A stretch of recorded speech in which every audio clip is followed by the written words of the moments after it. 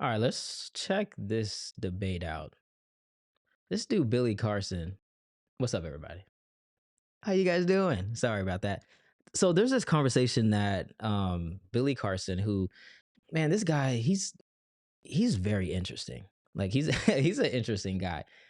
I remember I first heard of him when I was in college, when I was still wrestling with Christianity, and I was a believer, but I was listening to a lot of things this guy had to say. I think he had a lot to say about the Anunnaki, and I'm like, oh man, it's interesting.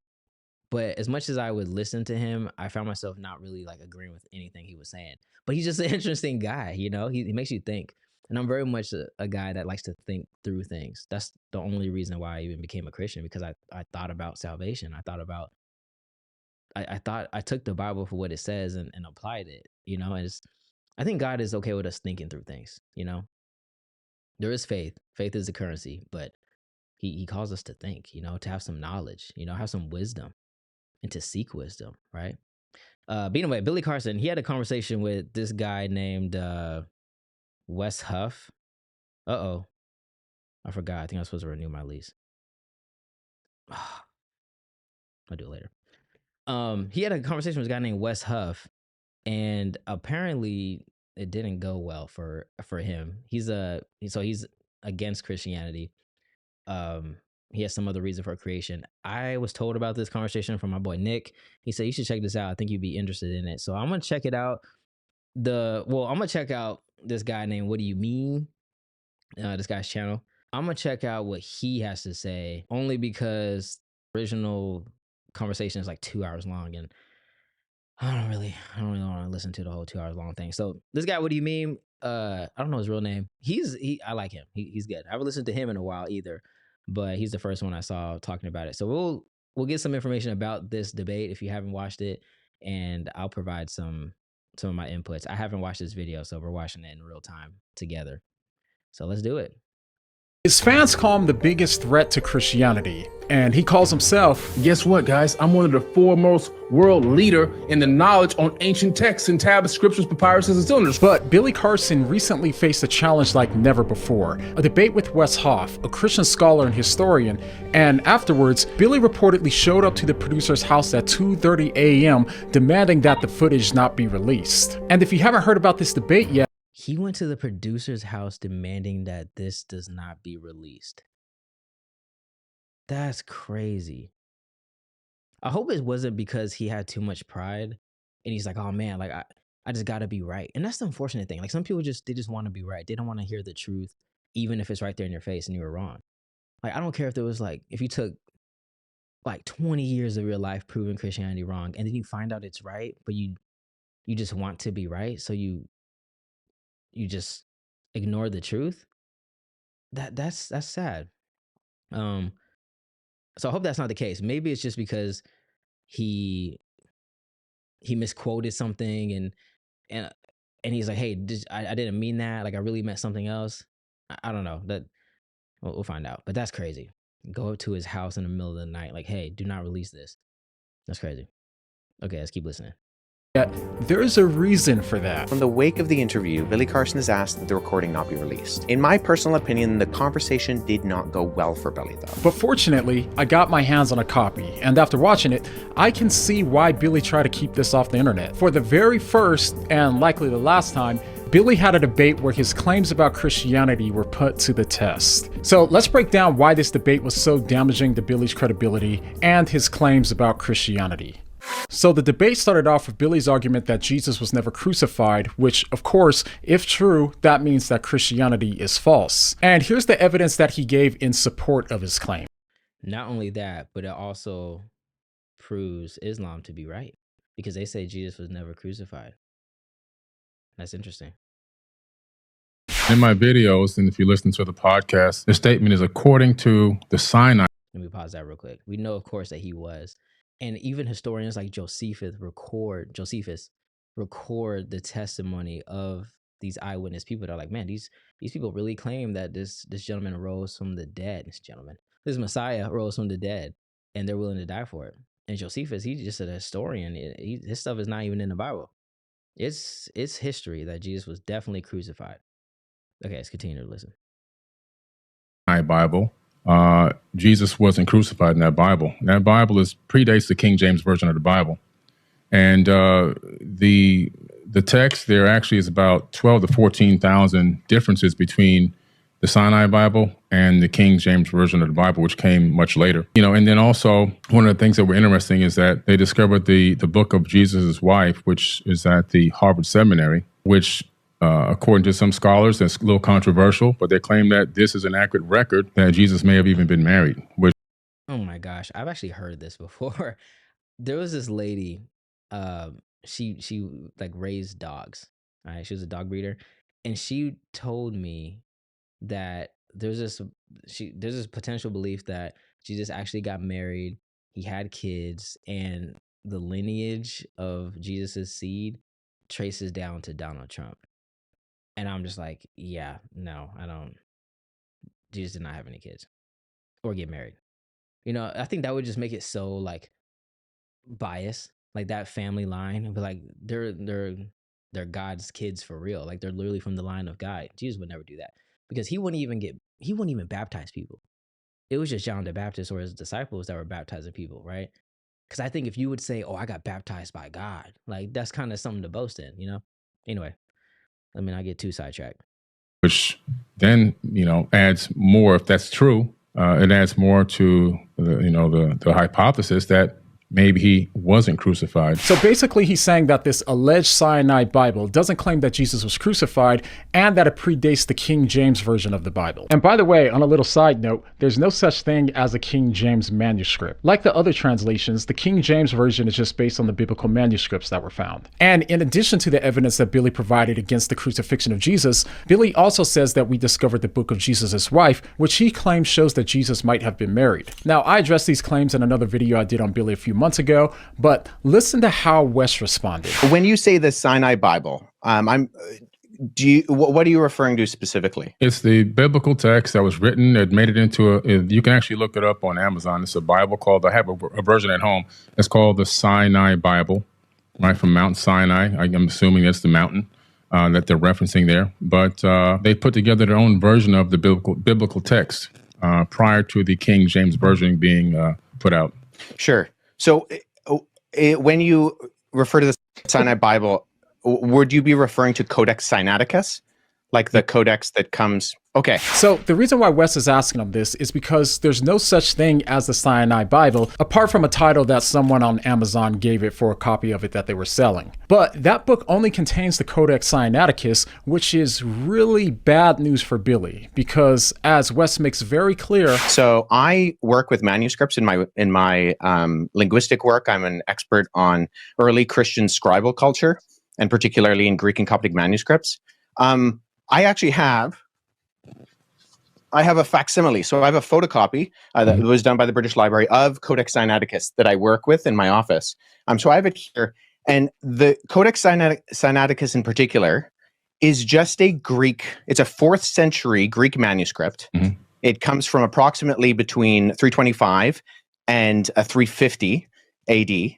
And its text of the Gospels reads almost identical to the modern Greek text that we develop translations from. Yikes. So Wes actually has the manuscript that Billy's referring to in his office, and he studies this for a living. But even more devastating... When you say that it denies the crucifixion or that the crucifixion isn't there, I mean, I can go on right now, Codex Sinaiticus, and I can look up the end of, say, Matthew 27, where it has Jesus being crucified. And that's in Codex Sinaiticus, or, the John 19, or any of the other ones. So actually, are you able to pull up a website with the viewers or listeners or whatever be able to see that? Right now to make sure I have the version that I'm looking at. All right. Now, if it isn't clear by now, this is devastating for Billy's credibility. Billy has ran with this claim for years until Wes decides to ask Billy to pull it up online so that way they can verify it together. And then Billy says that he wants to make sure he has the right version. But I'm not even sure what he means by right version, because there's only one version, the one that Billy has referred to countless times over the last few years. And by the way, you don't have to take Wes's word for it. You can go to codexsinaiticus.org right now to view it yourself. And if you do, you'll find that it's virtually exact to the Bible that we have today,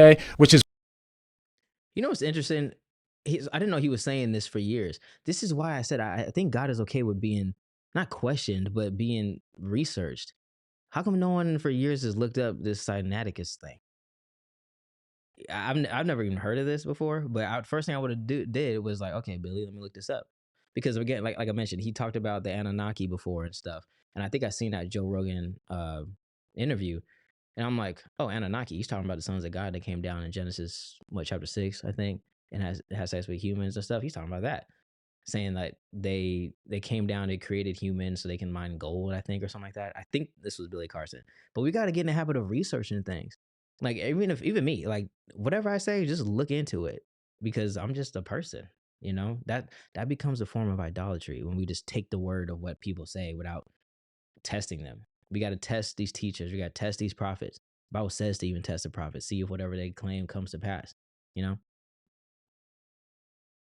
Is why you won't find a single scholar on the planet that agrees with Billy or has any idea what he's talking about here. So now that Billy is really in the hot seat, let's hear how he responds. On the text where I was referencing, actually, I was misquoted. I misquoted there. It's the Gospel of Barnabas. Okay, now, let's be charitable. So it is certainly possible that he could have misquoted the reference. The only problem is this isn't the first time that he said this, and he even said it at the beginning of the debate. In my videos, and if you listen to the podcast, the statement is according to the Sinai Bible, Jesus wasn't crucified in that Bible. And he's made this exact claim in almost every major podcast interview that he's been on. But if he really did misquote his reference, then we would expect for him to quote the Sinai Bible or the Book of Barnabas when he makes the argument against the crucifixion. So given this, I can't make sense of why he usually quotes them both as evidence that the crucifixion never happened. I give you one big translation that's off is they say, well, Jesus was crucified.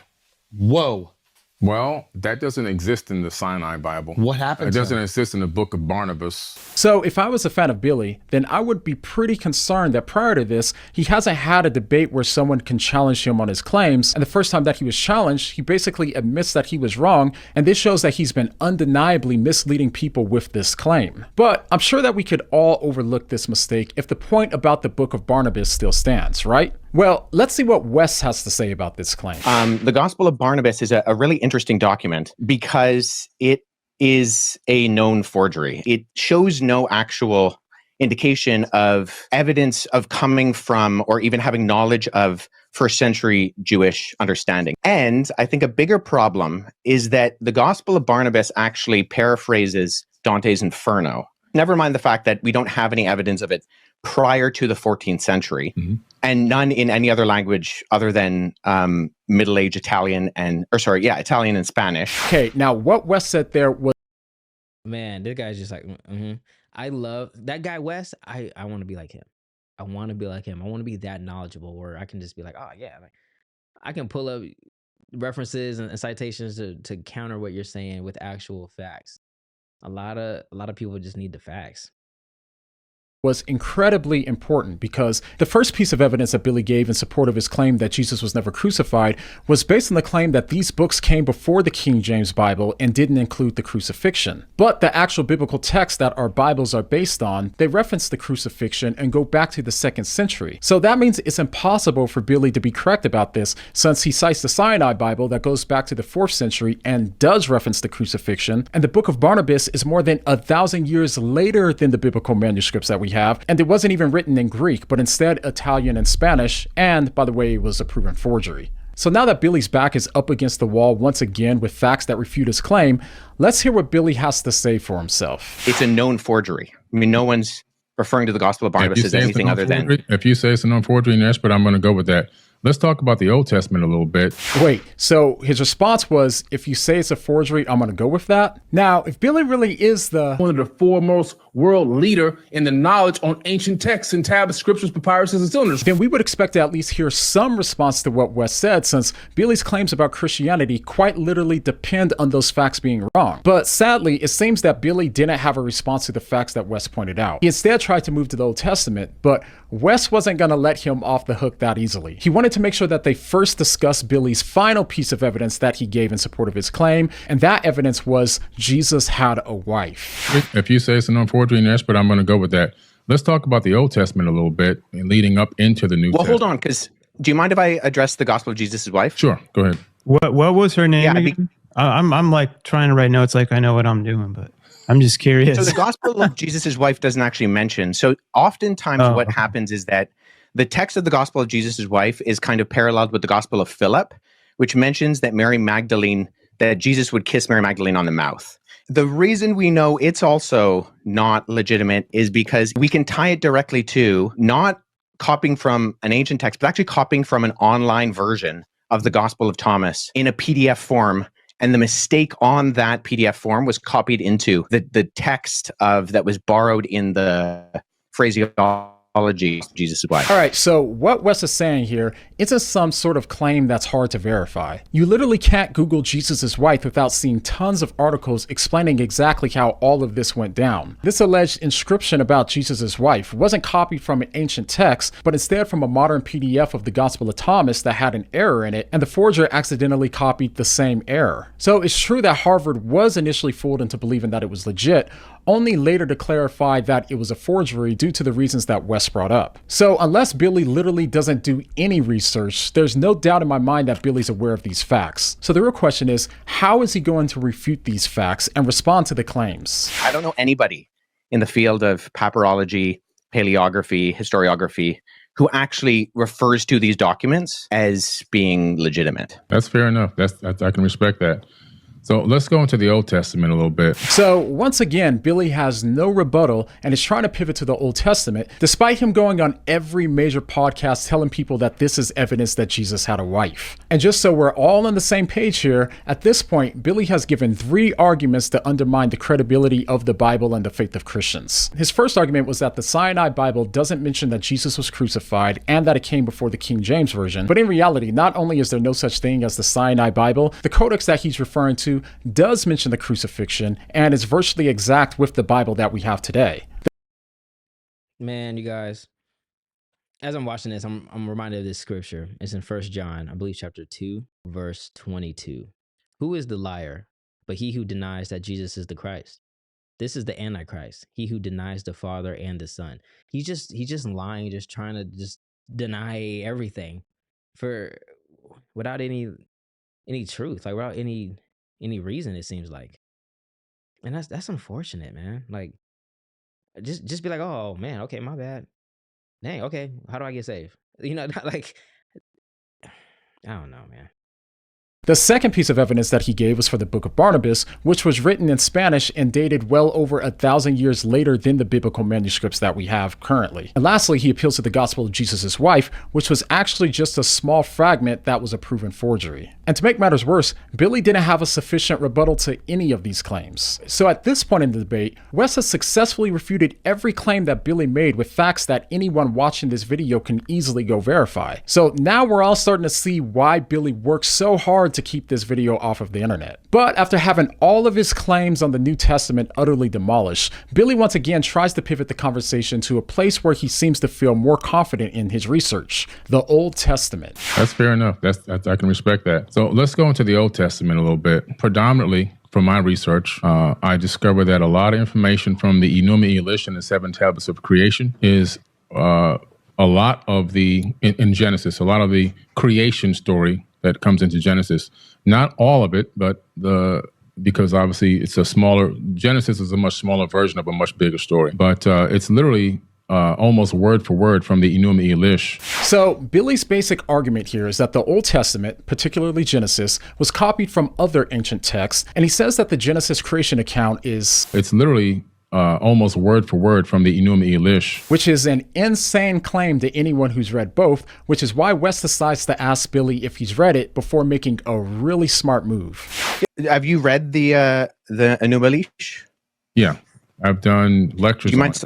Sure. Do you mind summarizing the content of the creation account in the Enuma Elish for us? Now, this was actually a really smart move from Wes, because if you've ever read the creation account in Genesis 1 and 2, I want you to tell me just how much Billy's summary sounds like the creation account in Genesis. All right, so this Elish book he's talking about, I've never heard of this. I've never heard of that. Sure. The Enuma Elish is a very ancient text discovered in the library of Ashurbanipal. And the summary of it is that it really gives us an account, which is crazy, an astronomical account of the creation of our solar system. It talks about planets and moons gaining specific orbits around the sun. It talks about a huge planet named Tiamat, 4 to 6 times larger than Earth. Earth didn't exist at the time that this, according to the author of this text, which is pretty interesting. And then there talks about a nemesis of sorts. In the original version, it's called Nibiru, but in a more recent version, still thousands of years old, the name was changed to Marduk. Marduk is in the Jewish American Library, in the biblical text, in the Torah, and so forth. Very popular figure in ancient times. Okay, those names, I think I've listened to something where he's mentioned those before. Those names sound really familiar. In the religious books and text. Marduk wanted to be the destroyer, so Marduk is the one that during its next orbit towards Tiamat, crashed into Tiamat and destroyed Tiamat. A huge chunk of it swung away, recoalesced, taking the water, land, and organic material, which basically recoalesced as our planet here, Earth. And the rest of it broke up into pieces. Some of it turned into the asteroid belt. Other parts of it were thrown towards the sun, and some were thrown towards the inner Oort cloud, towards the outer edge of the solar system. This planet, or this moonlet that orbited supposedly a brown dwarf, basing on the description of it, gained a very strange orbit around our sun. And we have the scientific evidence now also to match with NASA's data, where we see that Saturn and I believe Neptune switch places. Uranus is flipped on its side, and that's more evidence that something came through our solar system in ancient times and gravitationally really tugged at planets here and switched up their orbits and even pulled the axis of a planet on its own side, where the equator is now running north and south. So a little bit of modern astrophysics kind of backs up what this ancient text is saying. But the Enuma also then begins to talk about the fact that these beings, it kind of cuts into the fact that these beings, are on Earth and at some point begin to engage mankind. In other words, they didn't create people from scratch, but they engaged the existing hominid and began to utilize us as workers for their workforce. Yup. Exactly like Genesis. It's literally almost word for word from the Enuma Elish. So now let's hear how Wes responds. I think that there are components of what you said that I would say are in there. I'm not sure it's the best summary. Nonetheless, okay, going with what you said that there were like verbatim parallels with the biblical creation story. Even just going off of what you said, which I think there are components of that I would agree with, the Battle of the Gods, the concept of Enki and the younger gods, and they fight Tiamat, and then Marduk, who swears he'll defeat Tiamat, and Kwenku, who kills Tiamat by shooting her with an arrow, and there's this big battle, and then the gods that die end up being the earth and the sky and even us, because we are the end result of that battle. I'm just curious, when you say that there are not just parallels, but there's actual copying, looking at Genesis chapter 1 and 2, where the creation story is summarized in the Bible, what are the actual kind of parallels there that you're looking to? Because as someone who's read both, I not only do I not find parallels, I actually, and this is the majority of ancient Near Eastern scholarship with me, think that Genesis chapter 1 is actually an apologetic against documents like the Enuma Elish. So what are the parallels there? So Billy is now in the hot seat once again. Now that he's being pressed to give evidence again, how do you think that he'll respond? So what are the parallels there? Separated the water.